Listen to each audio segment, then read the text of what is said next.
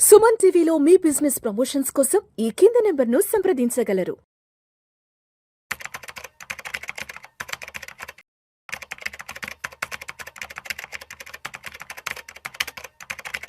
నమస్తే, welcome to Suman TV. నేను విష్ణు. ప్రస్తుతం నాతో పాటు senior stock market analyst Ramachandramurthy గారు ఉన్నారు. సార్తో మాట్లాడదాం.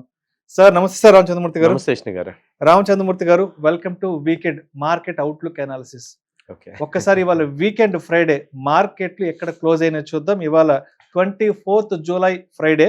సెన్సెక్స్ విషయానికి వస్తే 331 పాయింట్ల నష్టంతో 76,059 వద్ద క్లోజ్ అయింది. నిఫ్టీ విషయానికి వస్తే 102 పాయింట్ల నష్టంతో 23,767 వద్ద క్లోజ్ అయింది. బ్యాంక్ నిఫ్టీ విషయానికి వస్తే 101 పాయింట్ల లాభంతో 56,693 వద్ద క్లోజ్ అయింది. సో ఇవాళ మార్కెట్లో కొంత పెక్యులర్ సిచ్యువేషన్ కనిపిస్తుంది. సెన్సెక్స్ నిఫ్టీ నెగిటివ్ గా క్లోజ్ అయితే బ్యాంక్ నిఫ్టీ మాత్రం పాజిటివ్ గా క్లోజ్ అయింది.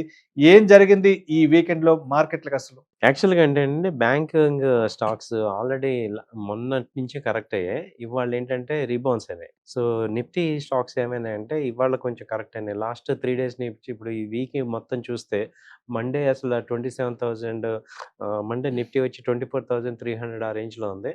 అక్కడ ఆ టైంలో మండే ట్యూస్డేలో బ్యాంకింగ్ స్టాక్స్ అన్ని తగ్గినాయి. HDFC bank, ICICI bank results వచ్చాయి. రిజల్ట్స్ బాగానే వచ్చాయి కానీ ఇక్కడ ప్రాఫిట్ బుకింగ్ జరిగి డౌన్ అయినాయి. ఇప్పుడు ఏమైనా అంటే ఇవన్నీ కూడా బాగా 100 పాయింట్స్ 150 పాయింట్స్ తగ్గాక ఇక్కడ బయింగ్ జరిగిందనమాట. ఇవాళ మార్నింగ్ కూడా 56,100 150 దాకా వచ్చింది ఇది బ్యాంక్ నిఫ్టీ. అక్కడ నుంచి రీబౌన్స్ అయింది. అలాగే నిఫ్టీ కూడా 23,640 ఆ రేంజ్ వచ్చి మళ్ళీ అక్కడ సపోర్ట్ తీసుకుంది. దాదాపు 600 పాయింట్స్ డౌన్ అయింది. అలాగే వాళ్ళ క్రూడ్ దాదాపు $100 దాకా వచ్చి 97 ఒక $3 తగ్గడంతో ఇది పుల్ బ్యాక్ వచ్చింది. కాబట్టి ఇప్పుడు ఇవాళ చూసుకుంటే వీకెండ్ లాస్ట్ ఈ వీక్ మొత్తం అనాలిసిస్ చూసుకుంటే ఏంటంటే క్రూడ్ $70 నుంచి 100కి వెళ్ళింది. దానివల్ల ఇండియన్ ఎకానమీ ఎటు కూడా న్యాచురల్గా క్రూడ్ ఆయిల్ మీద డిపెండ్ అయింది కాబట్టి లాస్ట్ 2 డేస్ నుంచి కొంచెం షేక్ అయింది. 3 రోజులు తట్టుకుంది బుధవారం వరకు. ఇక గురువారం ఇక శుక్రవారం బాగా ఇదైంది. మరి ఏదన్నా రేపు ఈ వీక్లో ఈ 2-3 రోజులు ఏదైనా శాంతి చర్చలు ఏమైనా జరిగి వాళ్ళిద్దరు ఏమన్నా కొంచెం మారితే మాత్రం మళ్ళీ ఎకానమీ స్ట్రాంగ్ అయిపోతుంది. ఇవాళ ప్రధానంగా వీకెండ్ లో గెయినర్స్ గా ఉన్న సెక్టార్స్ కానీ స్టాక్స్ కానీ ఉన్నాయి. అదేవిధంగా లూజర్స్ గా ఉన్న వాళ్ళు ఎవరు ఉన్నారు ఎస్పెషల్లీ ఈ వీకెండ్ లో? ఇప్పుడు ఏంటంటే వాళ్ళ బాగా గెయినర్స్ ఉంది. బ్యాంక్ స్టాక్స్ గెయినర్స్ ఉన్నాయి. అలాగే ఐటీ స్టాక్స్ కూడా బాగా గెయినర్స్ ఉన్నాయి. ఐటీలో వచ్చే ఎంఫసిస్ బాగుంది. అలాగే టాటా ఎలక్సీ బాగా వచ్చింది. అలాగే ఈ కోఫోర్జ్ కానీ టెక్, హెచ్సిఎల్ టెక్ ఇవన్నీ పాజిటివ్గా వచ్చాయి. అలాగే పర్సిస్టెన్స్ కూడా లాస్ట్ 1 వీక్ నుంచి కూడా అది 5,000 నుంచి 5,200 ఆ రేంజ్లో ఉంది. బాగానే పాజిటివ్ వచ్చింది. బ్యాంకింగ్ స్టాక్స్ అయితే పాజిటివ్ వచ్చాయి. ఇండస్ఇండ్ బ్యాంక్ యాక్చువల్గా మంచి ప్రాఫిట్స్ వచ్చాయి. దాదాపు 60% గ్రోత్ వచ్చింది. అయినా కానీ ప్రాఫిట్ బుకింగ్ జరిగి 1,000 ఆ రేంజ్ దగ్గరకు వచ్చింది. అది ఇప్పుడు మంచి ఓవరాల్గా మంత్లీ చార్ట్, వీక్లీ చార్ట్ బాగానే ఉన్నాయి. అవి కొంచెం బాగా పెరుగుతున్నాయి. అలాగే ఐసిఐసిఐ బ్యాంక్ అని, యాక్సిస్ బ్యాంక్ అని ఇవన్నీ కూడా బాగానే వచ్చాయి. అలాగే వాళ్ళ ఈ ఫైనాన్స్ కంపెనీస్ చూస్తే చోళా ఫైనాన్స్ నెగిటివ్లో ఓపెన్ అయినా మళ్ళీ పాజిటివ్కి టర్న్ అయింది. చోళా ఫైనాన్స్ కానీ తర్వాత బజాజ్ ఫైనాన్స్, బజాజ్ ఫిన్సర్వ్, ఇవాళ శ్రీరామ్ ఫైనాన్స్ రిజల్ట్ కూడా ఉంది. సో ఫైనాన్స్ స్టాక్స్ అన్నీ కూడా బాగానే పెరుగుతున్నాయి. బాగా పడిన స్టాక్స్ చూస్తే మేజర్గా ఈ నౌకరీ ఒకటి 3%, 2% డౌన్ అయింది. అలాగే చాలా స్లైట్గా ఓఎఫ్ఎస్ఎస్ వచ్చి 2% డౌన్ అవటం ఇలాంటివి జరిగింది. ఇండిగో అయితే రిజల్ట్ కొంచెం యావరేజ్గా వచ్చింది. దాంతో 2% డౌన్ మళ్ళీ రికవర్ అయింది. సో ఈ గెయినర్స్, లూజర్స్ బాగా వచ్చాయి. సో ఇప్పుడు ఏమైందంటే ఫస్ట్ బాగా లాస్ అయినాయి కానీ నిఫ్టీ కంపెనీస్ అన్ని చాలా వరకు రికవర్ అయినాయి. సో పుల్ బ్యాక్ వచ్చిందనమాట బాగా. అంటే ఇప్పుడు రీసెంట్ టైమ్స్ లో మనం చూస్తే ఈ క్రూడ్ ఆయిల్ సెగలు మార్కెట్ ని గట్టిగానే తాకుతున్నాయి కదా. అంటే ఇప్పుడు ఏంటంటే ఎందుకు మార్కెట్లకి క్రూడ్ ఆయిల్ ప్రైసెస్ అనేవి ఇంత ఆయువు పట్టుగా మారాయి అసలు? మంచి క్వశ్చన్ అడిగారు సార్. యాక్చువల్‌గా స్టాక్ మార్కెటే కాదు, ఎకానమీకి క్రూడ్ ఆయిల్ బ్యాక్ బోన్ అనమాట. సో క్రూడ్ ఆయిల్ పెరిగితే ఏమవుతుందంటే మొత్తం ఇప్పుడు ఎకానమీ అంతా క్రూడ్ మీదే ఉంది. ట్రాన్స్‌పోర్ట్ కానీ, కంపెనీస్ కానీ అంటే మేజర్ ట్రాన్స్‌పోర్ట్ ఏ కంపెనీకైనా అవి గనక పెరుగుతుంటే ఇన్‌ఫ్లేషన్ పెరిగి ప్రొడక్ట్స్ రేట్లు పెరుగుతున్నాయి. దానివల్ల ప్రాఫిట్ మార్జిన్స్ తగ్గుతున్నాయి. కాంపిటీషన్ హెవీగా ఉంది. ప్లస్ వాంటెడ్‌గా ఏం చేస్తున్నాడంటే ఈ ట్రంప్ గారు ఇండియా మీద బాగా నెగెటివ్‌గా ఉన్నాడు. టారిఫ్స్ అసలు నార్మల్‌గా ఉన్నాయన్న ఫార్మా మీద 100% టారిఫ్ వేస్తున్నారు, అక్కడ ఫెసిలిటీస్ పెట్టకపోతే అనే పాయింట్ తీసుకొచ్చి కొత్తగా ఫార్మా రంగం యాక్చువల్‌గా $50 బిలియన్ అక్కడ చేస్తున్న బిజినెస్, లీడింగ్ బిజినెస్ అక్కడ. దాన్ని కూడా దెబ్బ కొడుతున్నాడు. ఇప్పుడు ఐటీ అమెరికాలో మొత్తం దెబ్బ కొట్టాడు. ఇలా ఏంటంటే ఆయన వాంటెడ్‌గా ఏం చేస్తున్నాడంటే ఈ యాంటీ ఇండియన్ దీన్ని తీసుకురావటం అదొకటి చేస్తున్నారు. దానివల్ల మన ఎకానమీ ఉంది. ఆయన వల్లే క్రూడ్ పెరుగుతుంది, తగ్గుతుంది యాక్చువల్‌గా. ఎందుకంటే 1 వీక్ బ్యాక్ క్రూడ్ 70కి వచ్చింది. అగ్రీమెంట్ వచ్చామన్నారు. వర్చువల్ అగ్రీమెంట్ జరిగిందన్నాడు. ఏదో 2 షిప్పుల మీద వాళ్ళు ఏయంగానే వీళ్ళేదో థ్రెట్ చేయాలి గానీ, ఇంత ఇంటెన్సిఫైగా యుద్ధం చేయాల్సిన పనేమి లేదు. బట్ వాళ్ళ యొక్క అగ్రరాజ్యం యొక్క మన ఇది కనపడుతుంది. బట్ ఎవరో ఒకళ్ళు మరి మళ్ళీ మీడియేషన్ చేసి నార్మల్ చేస్తే గానీ మళ్ళీ సిట్యుయేషన్స్ నార్మల్ అవ్వవు. అప్పటి వరకు క్రూడ్ ఎఫెక్ట్ ఇండియా మీద బాగా ఉంటది సార్. మొన్న చూసాం కదా! లాస్ట్ 1 వీక్ బ్యాక్ ఆయిల్ లేక ఎంత ఇబ్బంది పడ్డారో. అవన్నీ కూడా మళ్ళీ రిపీట్ అవుతాయనే టెన్షన్ కూడా వస్తుంది. ఎందుకంటే మనకి మేజర్‌గా హార్మోజ్ నుంచే వస్తుంటాయి. అది ఆగిందంటే ఇబ్బందవుతుంది. అండ్ రామచంద్రమూర్తి గారు మళ్ళా కోవిడ్‌కి సంబంధించిన వార్తలు కూడా రోజు చూస్తున్నాం. అదేవిధంగా కోవిడ్‌కి సంబంధించిన కేసులు కూడా బయటపడుతున్నాయంటూ కూడా హ్మ్. ఆసుపత్రి వర్గాలు, ప్రభుత్వ వర్గాలు కూడా కొన్ని అవునండి. లెక్కలు కూడా చెప్పడం జరుగుతుంది. అవును. మరి కోవిడ్ వార్తలనేవి మార్కెట్‌ల వరకు ఇంకా రీచ్ అవ్వలేదంటారా? అయితే ఇప్పుడు కోవిడ్‌తో ఏంటంటే ఇంతకు ముందున్న ఇంటెన్సిటీ ఇప్పుడు ఉండదండి. హ్మ్. మామూలుగా వస్తుంటాయి కానీ మనకి హ్యూమన్‌కి కూడా దాని రెసిస్టెన్స్ పవర్ పెరుగుతుంది. హ్మ్. ఇక మామూలు జలుబు, దగ్గులాగానే అది మన కూడా లైఫ్ స్టైల్‌లో ఒక భాగం ఇంకా కోవిడ్ ఇంకా అనేది కూడా. అయిపోతుంది హ్మ్. కానీ మనని ఇన్‌ఫ్లుయెన్స్ చేసేంత రేంజ్ ఇప్పుడు రాకపోవచ్చు. హ్మ్. మేబీ వచ్చిన వీక్ పీపుల్ అవుతారు తప్ప స్ట్రాంగ్ పీపుల్ మనకు ఆ ఇమ్యూనిటీ పెరిగిపోయే హ్మ్. ఛాన్స్ ఉంది. హ్మ్. కాబట్టి ఇది సమ్మర్‌లో ఎటు కోవిడ్ రావటం కామన్ అన్నట్టు అయిపోతుంది మనకి. హ్మ్. సో, ఇప్పుడు అంటే ప్రెజెంట్ సిట్యుయేషన్ అలా ఉంది. అంత హ్మ్. ఇంటెన్సిఫై అవుతుందా అంటే మనకి అవ్వకపోవచ్చు. ఎందుకంటే ఆల్రెడీ దానికి తగ్గ వ్యాక్సిన్ గాని ఇవన్నీ తీసుకున్నాం కాబట్టి హ్మ్. ప్రొటెక్షన్. అలాగే వాళ్ళు ఎలా డీల్ చేయాలో తెలుసు కాబట్టి హ్మ్. దానికి అంత ఇంటెన్సివ్ అవ్వకముందే ఇవవుతాయి. బట్ మళ్ళీ స్టార్ట్ అయినాయి. అయితే గత 2 సంవత్సరాల నుంచి మార్కెట్‌లకి సంబంధించిన ఛాలెంజెస్ అంటే ప్రధానంగా మనం అమెరికాకి సంబంధించిన ఛాలెంజెస్, ట్రంప్ వైపు నుంచి టారిఫ్‌లంటూ కూడా అవి పెద్ద పెద్ద ఛాలెంజెస్‌గా మాట్లాడుకున్నాం. And recent times last 3, 4 months ముందు నుంచి కూడా యుద్ధానికి సంబంధించిన వార్తల్ని మనం మన మార్కెట్‌ల ముందుంచి ఇవి మన మార్కెట్‌లకి ఛాలెంజ్‌గా మాట్లాడుకున్నాం.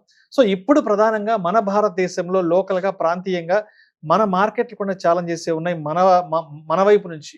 మంచి క్వెషన్ సార్ ఇది. యాక్చువల్‌గా మన సైడ్ నుంచి ఛాలెంజెస్ తీసుకుంటే ఏంటంటే, మనకి మెయిన్‌గా ప్రాబ్లమ్ ఎక్కడొస్తుందంటే ఎఫ్ఐఐస్ ఇన్వెస్ట్ చేయట్లా. హ్మ్. సెల్లింగ్ సైడ్‌గా ఉన్నారు. ఇప్పుడు రీటైల్ క్లయింట్స్ పాజిటివ్‌గానే ఉన్నారు. లాస్ట్ 2 ఇయర్స్ నుంచి అలాగే డిఐఎస్ బానే ఉన్నారు. మ్యూచువల్ ఫండ్స్ బానే ఉన్నాం. హ్మ్. నాలుగో కేటగిరీ ఎఫ్ఐఎస్ రావాలి. హ్మ్. వాళ్ళ వల్ల ఏమవుతుందంటే వాళ్ళకి పాజిటివ్ సిట్యుయేషన్స్ ఇండియా మీద కనపడుతున్నాయి గానీ, అక్కడ ఫేవరబుల్ కనపడట్లేదు. ఎందుకంటే ఎవరికి వాళ్ళు బిజినెస్ పీపులే కాబట్టి వాళ్ళకి యూఎస్‌లో డాలర్ మీద మంచి అమౌంట్ వస్తుంది కాబట్టి వాళ్ళు ఇటు షిఫ్ట్ అవ్వలేకపోతున్నారు. సో, అదొక్కటే మేజర్ ఛాలెంజ్. హ్మ్. కంపెనీస్ చూసుకుంటే మనకి ఐటీ ఒకటి ఏఐ మీద హ్మ్. విపరీతమైన ఛాలెంజ్ ఐటీ కంపెనీస్ ఫేస్ చేస్తున్నాయి. చాలా విపరీతంగా ఫేస్ చేస్తున్నాయి. వాళ్ళు హ్మ్. దాన్ని గ్లోబల్ ట్రాన్స్‌ఫర్మేషన్‌కి బాగా వర్క్ చేస్తున్నారు. హ్మ్. మిగతా ఇండస్ట్రీ చూసుకుంటే అన్నీ కూడా ఫ్లరిష్‌గా ఉన్నాయి. హ్మ్. అటు సోలార్ ఇండస్ట్రీ గాని, ఇటు ఎలక్ట్రికల్ వెహికల్స్ పెరుగుతున్నాయి. అటు బ్యాంకింగ్ బాగా పెరుగుతుంది. అన్నీ మిగతా అన్నీ కూడా ఎఫ్ఎంసీజీ స్టాక్స్ అలాగే మాన్సూన్ ఒకటి యెస్. యెస్. ఈసారి యెస్. ఒకసారి మాన్సూన్ దగ్గరికి రాబోతున్నాను. ఈ లోపల మీరే ప్రస్తావించారు. అంటే కొన్ని రాష్ట్రాల్లో తప్ప ఎస్పెషల్లీ కొంత సౌత్ ఇండియాలో మన తెలుగు రాష్ట్రాలు, అదేవిధంగా తమిళనాడు కొన్ని రాష్ట్రాలు తప్ప నార్త్‌కి సంబంధించి ఆల్‌మోస్ట్ చాలా రాష్ట్రాల్లో కూడా మాన్సూన్ గట్టిగానే హ్మ్. ఉంది. హ్మ్. వర్షాలు, వరదలు హ్మ్. పుష్కలంగా వస్తున్నాయి. అటు హ్మ్. గుజరాత్‌లో చూసాం. ఇప్పుడు హ్మ్. ఇప్పుడు ప్రస్తుతం గుజరాత్‌లో హ్మ్. వరదలొస్తున్నాయి. అండ్ లాస్ట్ వీక్ అంతా కూడా మనం మహారాష్ట్రలో పెద్ద ఎత్తున హ్మ్. చూసాం కాబట్టి అంటే ఒక రకంగా అంటే ఈ సంవత్సరం అసలు మనకి మాన్సూన్ ఉండదేమో, ఎల్‌నినో యాహ్! ప్రభావం అనేది గట్టిగా పడుతుంది అనుకున్నాం గానీ, బట్ ఏమో అంత పెద్దగా అనిపించట్లేదు కాబట్టి అంటే ఈ ట్రెండ్‌ని దృష్టిలో ఉంచుకొని, ఈ ట్రెండ్ కోణంగా ప్రస్తుతానికి మాన్సూన్ స్టాక్స్ ఎలా ఉన్నాయి? అండ్ అదేవిధంగా దీని పర్యవసానంగా ఎఫ్ఎంసీజీ సెగ్మెంట్ ఏ విధంగా ముందుకెళ్ళే అవకాశం ఉందంటారు దీనివల్ల? యాక్చువల్‌గా మీరన్నట్టు ఈసారి ఎల్‌నినోలో నెగెటివ్ వద్దనుకున్నాం. బట్ అలాంటిది ఓవర్‌నైట్ 1 వీక్ గ్యాప్‌లోనే హ్మ్. చాలా గట్టిగా వర్షాలొచ్చాయి. జస్ట్ 1 వీక్ 10 డేస్‌లో. యెస్. మనకి తెలంగాణలో గూడా కొంచెం వర్షపాతం నమోదవుతుంది బానే. బావుంది. సో, ఇప్పుడు అసలు జూన్‌లోనే రావాలి పంటలన్నీ ఆగిపోవటం ఉమ్, ఇవన్నీ జరిగింది. మళ్ళీ సెకండ్ పంట ఇప్పుడు ఏసుకోవటం ఇవన్నీ జరుగుతున్నాయి.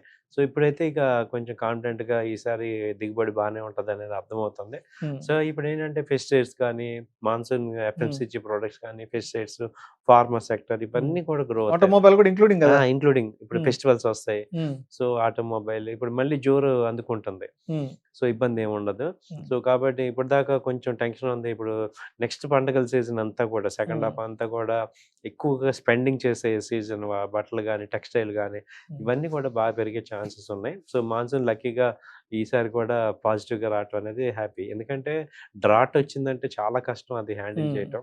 బట్ దేవుడి దయ వల్ల అయన్నీ లేకుండా మామూలుగా ఉంది మనకి బావుంది. సో, ఆ ఇంపాక్ట్ ఏంటంటే స్టాక్ మార్కెట్ మీద కూడా పాజిటివ్‌గా వచ్చే ఛాన్స్ ఉంది. ఉమ్, అందుకే ఎక్కువ సార్లు ఏమవుతుందంటే మీరు యావరేజ్‌గా చూస్తే ఇప్పుడు జూన్, జూలై, ఆగస్ట్, సెప్టెంబర్ 4 నెలలు స్టాక్ మార్కెట్ కూడా పాజిటివే. ఉమ్, సో, ఇప్పుడు ఈ క్రూడ్ ఆయిల్ లేకపోతే ఇప్పుడు మనకి చాలా పాజిటివ్‌గా ఉండేది. ఇప్పుడు ఈ జులైలో లాస్ట్ 3 మంత్స్ కన్నా హై రేట్‌కొచ్చింది. ఉమ్. 24,400 వచ్చింది.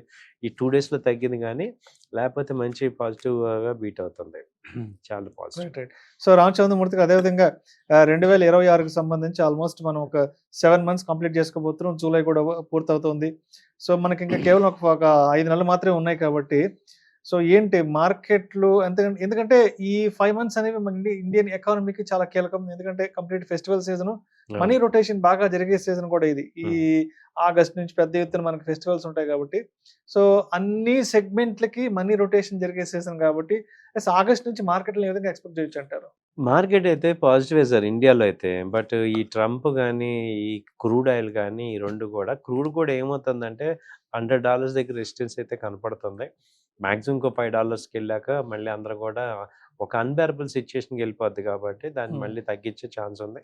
సో, ఈసారికి 80 అనేది $80 ఆ రేంజ్‌కి రావచ్చు. బట్ ఆయన కూడా ఏదో ఒక టైంలో అగ్రీ అవుతారు మళ్ళీ గూడా. సో, ఇంకొక 1 వీక్ 10 డేస్ యుద్ధం చేసుకున్నా మళ్ళీ మామూలవుతారు. సో, పాజిటివ్‌గానే ఉండే ఛాన్సెస్ ఉన్నాయి ఎఫెక్ట్ అంతా కూడా. సో ఈ వారం అంతా కూడా మార్కెట్లు ఆల్మోస్ట్ మిక్స్డ్‌గా అంటే మిక్స్డ్‌గా చెప్పండి ఎక్కువ కొంచెం నెగెటివ్ నష్టాల్లోనే నష్టాలు. ఎక్కువ ఉండడం జరిగింది. సో మండేకి మార్కెట్‌ని ఏ విధంగా ఎక్స్‌పెక్ట్ చేయొచ్చు? అదేవిధంగా మండే నాటికి ట్రేడర్స్ అండ్ ఇన్వెస్టర్స్ ఏ విధంగా సిద్ధంగా ఉండాలి మార్కెట్‌తో? మండే ఏంటంటే మండే, ట్యూస్‌డే కూడా ఈ యొక్క నెగటివిటీ కంటిన్యూ అవుతది గానీ డౌన్ విపరీతంగా అవ్వదు. హ్మ్. 23,700 మాక్సిమం ఇంకో 200 పాయింట్స్ 23,500 మేజర్ సపోర్ట్స్ వస్తాయి. ఇవి ఈ 4, 5 రోజుల తర్వాత నెక్స్ట్ వీక్ మళ్ళీ ఎక్స్‌పైరీ ఉంది. ఇక కొత్త ఎక్స్‌పైరీ వరకు ఈ రేంజే ఉంటది. హ్మ్. ఆప్షన్స్ చేసేవాళ్ళు మాత్రం పాజిటివ్‌గా ఉండునా, నెగెటివ్‌గా ఉన్నా జీరోలో అవుతాయి. అయ్యే ఛాన్స్ హ్మ్. ఎక్కువ ఉంది. ఆ రేంజ్‌లో ఉంది. 200 పాయింట్స్ రేంజ్‌లోనే హ్మ్. ఉంటుంది. నెక్స్ట్ ఇక ఆగస్ట్ ఫస్ట్ వీక్ నుంచి కూడా మళ్ళీ మార్కెట్స్ పాజిటివ్‌కొస్తాయి. ఎందుకంటే ఎక్స్‌పైరీ టైమ్‌లో ఎప్పుడు కూడా జీరోలు చేస్తూ ఉంటారు. హ్మ్. అలాగే ఈ 2, 3 రోజులు ఈ యొక్క 100, 200 పాయింట్స్ రేంజ్‌లోనే ఉంటది ఎయిదర్ సైడ్. విపరీతమైన పాజిటివ్ అయితే ఉండదు. Right sir. Thank you sir. Thank you so much Ramachandramurthy గారు. Thank you. ఈ వారం అంతా మన ఇండియన్ స్టాక్ మార్కెట్స్‌లో ఏం జరిగింది అండ్ వచ్చే వారం ఏ విధంగా ఉండబోతున్నాయి, దానికి తగ్గట్టుగా ట్రేడర్స్ అండ్ ఇన్వెస్టర్స్ ఏ విధంగా సిద్ధంగా ఉండాలి అన్న దాని గురించి చాలా చక్కగా అండ్ మీ స్టైల్‌లో మన ఆడియన్స్‌కి, సుమన్ టీవీ ఆడియన్స్‌కి మార్కెట్ అవుట్‌లుక్ అనాలిసిస్ అందించారు. థాంక్ యూ సో మచ్ అండి. థాంక్ యూ అండి. నమస్తే.